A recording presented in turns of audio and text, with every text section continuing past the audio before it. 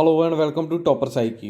एक तरफ सारी दुनिया पैंडेमिक से जूझ रही है और दूसरी तरफ चाइना अपने स्पेस मिशन लगातार लॉन्च कर रहा है। अगर रिसेंटली देखें तो चाइना ने अपने खुद का स्पेस मिशन लॉन्च किया था और उससे पहले एक एस्ट्रॉयड माइनिंग रोबोट मिशन था, उसे भी लॉन्च किया था। तो अभी रिसेंटली चाइना ने अपना चैंग E5 मिशन लॉन्च किया। इसके द्वारा वह मून की सरफेस से एक सैंपल कलेक्ट करके वापस धरती पर पहुंचेगा।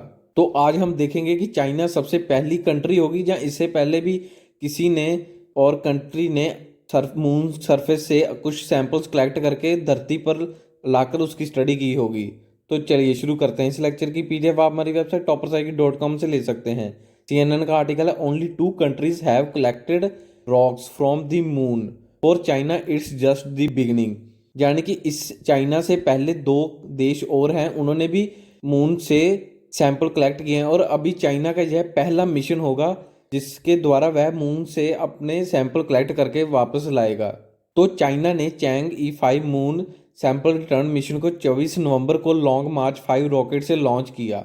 यह एक रोबोटिक स्पेस क्राफ्ट है जो कि मून की सरफेस पर इससे लैंड करवाकर एक रोबोट होगा जिसके थ्रू वह माइनिंग करके कुछ सैंपल कलेक्ट करेगा। चाइना ने इसे वैंग चैंग स्पेसक्राफ्ट लॉन्च साइट से लॉन्च किया जो कि हैनन आइलैंड इन सदर्न चाइना में है।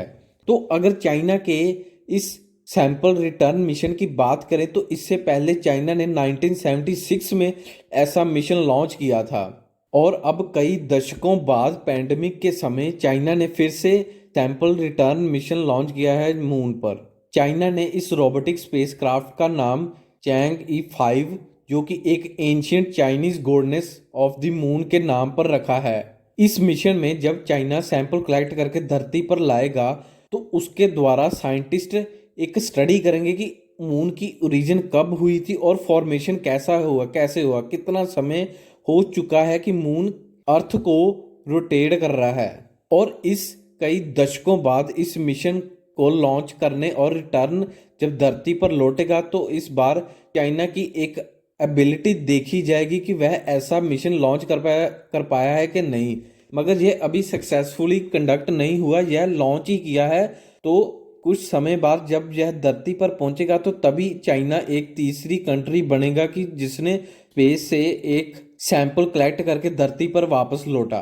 तो जब चाइना ऐसा कर पाया तो अमेरिका और रशिया USSR के बाद चाइना तीसरी कंट्री होगा। रशिया ने अकेले ऐसा मिशन नहीं लॉन्च किया था, इसने जब USSR था, सोवियत यूनियन, तब ऐसा मिशन लॉन्च किया था। रोबोटिक स्पेस मिशन में चाइना ने कौन से फीचर्स ऐड किए हैं? तो इस अगर मिशन रोबोटिक मिशन को देखें तो ये एक deploy a pair of vehicle होगा जो लूनर सरफेस पर लैंड करेगा।